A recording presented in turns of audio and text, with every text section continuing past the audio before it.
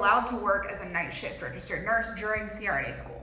The answer is yes and no. To become a CRNA, you now have to have about 2 years of ICU experience and you have to complete a doctorate, 3 to 5 years in length. Some programs allow the first 6 months to be online, and during those first 6 months at some programs, some nurse anesthesia trainees continue to work during the first 6 months of the 3 to 5 years. Again, this is some programs, not all programs. Some programs actually make you sign a contract saying that you will not work during CRNA training.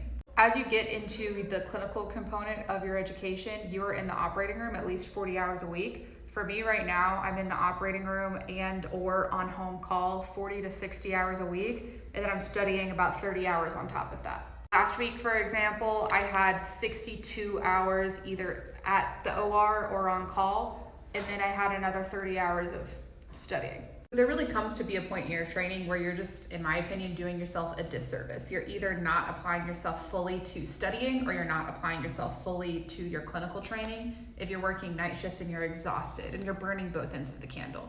That being said, you'll always hear of like 1 or 2 trainees from a few different programs who manage to keep a per diem job throughout school. At the end of the day, that's a personal choice, and if your program allows it and you have the structural support to do it, then like it's a personal choice. It's not one that I recommend, but you'll randomly hear of 1 or 2 people maintaining a super per diem type employment throughout training.